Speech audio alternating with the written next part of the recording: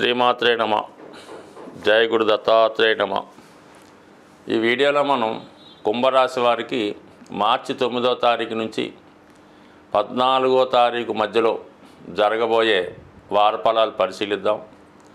కుంభరాశి వారికి ఒక విధంగా రాశి అందే శని రవి సంచారం కొద్దిగా ఏ ప్రయత్నం చేసినా కూడా ఏదో ఒక ఇబ్బంది నడుస్తూ ఉంటుంది. చేసే ప్రయత్నాన్ని ఎవరు ప్రోత్సహించకుండా నిరుత్సాహపరుస్తూ ఉంటారు. వ్యక్తిగతంగా కొంతమందికి అంటే కొద్దిగా వయసులో బాగా వృద్ధులైన వారికి ఎవరికైతే థర్డ్ టైం పైన ఈ జన్మశని నడుస్తూ ఉంటుందో వాళ్ళ ఆరోగ్య విషయంలో కూడా కొంత ఇబ్బంది వచ్చే అవకాశం ఉన్నది. దానితో అది పక్కన పెడితే ధనస్థానంలో ఈ 3 గ్రహాలు సంచరించడం, ఆ 3 కూడా శుభగ్రహాలు అవ్వడం వల్ల ఒక విధంగా జాతకుడు యొక్క కుటుంబ స్థానంలో 3 శుభగ్రహాలు కలియడం వల్ల కుటుంబ సభ్యుల మధ్య ఉన్నటువంటి అభిప్రాయ భేదాలన్నీ కూడా సమసిపోయి అందరూ ఒకే మాట మీద నిలబడే విధంగా ఈ గ్రహస్థితి మనకి చెప్తూ ఉంది. అంటే దూరమైనటువంటి కుటుంబ సభ్యులు కూడా ఒకసారి మీ కుటుంబంలో కలుసుకొని మీ వ్యక్తిగత సమస్యల పాటు కుటుంబానికి ఏదైనా అవసరమైనటువంటి చర్యలు తీసుకోవడం, ఆర్థిక పరంగా సహకరించడం, ఆగిపోయినటువంటి శుభకార్యాలని తిరిగి ప్రయత్నించి ప్రారంభమయ్యే విధంగా సహకరించడం జరుగుతూ ఉంటుంది. ముఖ్యంగా ఏంటంటే శుక్రుడు, ఈ రాశి వారికి శుక్రుడు యోగకారకుడు. శని తన ఫలితాన్ని ఈ రాశి వారికి ఇవ్వలేని స్థితిలో ఉన్నప్పుడు ఈ యోగకారకుడైనటువంటి శుక్రుడు ఇవ్వడం జరుగుతూ ఉంటుంది. అటువంటి శుక్రుడు ధనస్థానంలో ఉచ్చ స్థితిలో ఉంటూ వక్ర గమనంలోకి రావడం జరిగింది. అంటే వక్రించిన గ్రహం ఏం చేస్తుందంటే గతంలో జరిగిపోయినటువంటి పొరపాట్లు ఏమైనా ఉంటే దాన్ని సరిదిద్దుతూ ఉంటుంది.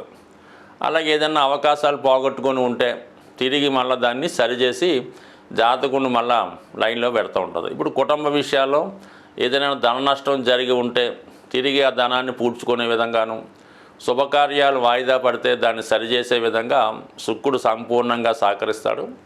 ఇక మనకి రాహు అక్కడ ఉన్నప్పుడు ఏమవుతుందంటే ఏదో ఒక విధంగా చట్టానికి లోబడ అవినీతిగాన న్యాయంగాన అన్నది పక్కన పెట్టి మొత్తం మీద కుటుంబానికి ఏది కావాలో అది సమకూర్చడం జరుగుతూ ఉంటుంది.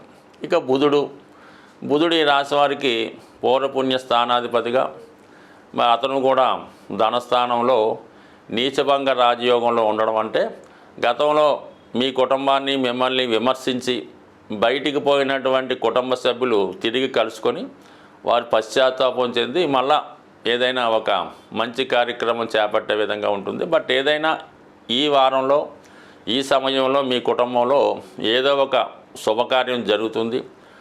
గెట్ టుగెదర్ లాగా ఒక మంచి పార్టీ లాంటిది ఏర్పాటు చేసి దాంట్లో మళ్ళీ మీరు పుంజుకునే విధంగా మీ స్థాయిని పెంచుకునే విధంగా ఎక్కువ మందికి ఏదైనా విందు వినోదాలు లాంటివి పార్టీ లాంటిది ఏర్పాటు చేసి మీ ఉన్నతిని చాటుకునే అవకాశం ఉన్నది.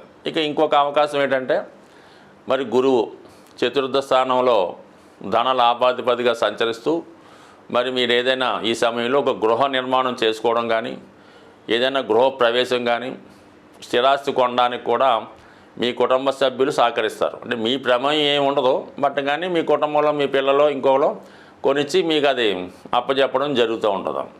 ఆ విధంగా మీరు ఈ ఒక స్థిరాస్తిలోకి ప్రవేశించడం జరుగుతుంది. ఇక ముఖ్యంగా కుజుడు 5వ స్థానంలో ఉండడం వల్ల, 2వ స్థానంలో రాహు ప్రభావం వల్ల సాధారణంగా గతంలో మీరు పోగొట్టుకున్నవి మళ్ళీ వచ్చినప్పుడు కూడా తిరిగి మళ్ళా అదే దారిలోకి జరిగిపోయినటువంటి వ్యసనాల్లోకి, అంటే అది పేకాట అవ్వచ్చు, జూదం అవ్వచ్చు, బెట్టింగ్ అవ్వచ్చు, మళ్ళా తిరిగి ప్రవేశించకుండా ఉంటేనే మంచిది. మళ్ళా తిరిగి అదే మార్గంలో మీరు వెళ్తే ఈసారి మళ్ళా మిమ్మల్ని ఎవడు పెద్దగా రక్షించే అవకాశం ఉండదు. కాబట్టి 99% మీలో ఉన్నటువంటి బలహీనతల్ని కంట్రోల్ చేసుకొని ఎప్పటికైనా సవ్యంగా మీ పరిస్థితి మీరు చక్కదిద్దుకుంటే నెమ్మదిగా కొంతకాలం పాటు మీ జీవితం సుఖంగా ముందుకెళ్ళే అవకాశం ఉంటుంది.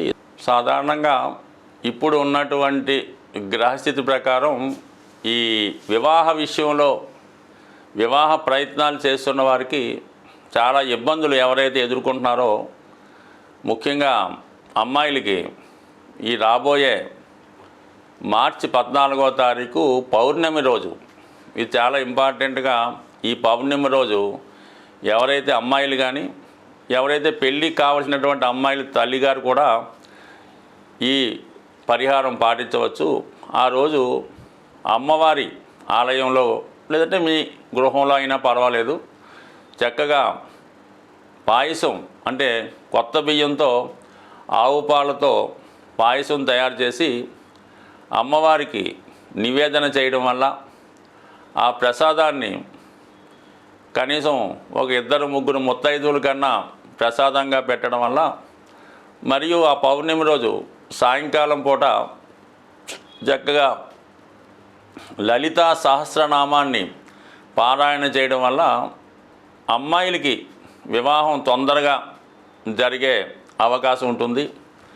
అలాగే చాలా వరకు ఈ గృహంలో ఆగ్నేయ భాగంలో, అంటే మీరు అద్దెకున్నా లేదంటే సొంత గృహమైనా ఆగ్నేయ భాగంలో దోషం ఉన్నప్పుడు, అంటే నూతులు కానీ గోతులు కానీ టాయిలెట్స్ కానీ సరిగ్గా మెయింటైన్ చేయనప్పుడు, మరి ఈ ఆగ్నేయ దోష ప్రభావం వల్ల మీ కుటుంబంలో ఉన్నటువంటి స్త్రీలకి అనారోగ్య సమస్యలు, యజమానురాలకి అలాగే అమ్మాయిలకి వివాహ సంబంధాలు కుదరకపోవడం, కుదిరిన పెళ్ళైనా ఏదో కారణం వల్ల పుట్టింట్లోనే స్థిర నివాసం ఏర్పరచుకునే విధంగా ఈ ఆగ్నేయ దోషం ఇబ్బంది పెడుతుంటుంది. కాబట్టి మరి అది కూడా వీలైతే సరి చేసుకుంటే మరి మీ కుటుంబంలో అమ్మాయిలకి వివాహం జరుగుతుంది. ఇక అబ్బాయిల విషయంలో వాళ్ళు ఏ పని చేయకుండా ఇంట్లోనే తిష్ట వేస్తూ, మరి చదువు పూర్తయినా కూడా ఉద్యోగానికి వెళ్లకుండా ఉన్నవాళ్ళు మీ గృహంలో ఈశాన్య భాగంలో దోషం ఉందేమో గమనించండి.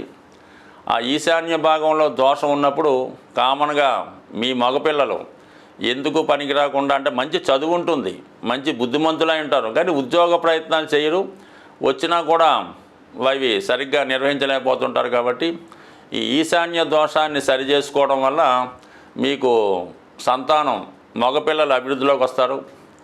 ఆగ్నేయ దోషాన్ని సరి చేసుకోవడం వల్ల అమ్మాయిల యొక్క సమస్య పరిష్కారం అయ్యే అవకాశం ఉంది. సాధ్యమైనంత వరకు ఇవి చూసుకుంటూ చిన్నపాటి రెమెడీలు చేసుకోవడం వల్ల కంపల్సరీగా మీకు ఈ వివాహంలో ఉన్నటువంటి సమస్యలు చాలా వరకు తొలగే అవకాశం ఉంది. అలాగే కామన్గా ఈ పౌర్ణమి రోజు సత్యనారాయణ స్వామి వ్రతం చేసుకున్న, లలితా అమ్మవారికి లలితా సహస్రనామం చదివి కుంకుమార్చన చేసుకున్న చాలా వరకు ఈ సమస్యలు మీకు సాల్వ్ అయ్యే అవకాశం ఉంటుంది. అంటే మిగతా రోజులు చేసిన పరిహారం కన్నా ఈ పౌర్ణమి రోజు చేసే పరిహారానికి ఎక్కువ ప్రతిఫలం ఉంటుంది. అలాగే దాని యొక్క ఫలితం కూడా తొందరగా రావడం జరుగుతుంది. స్వస్తి.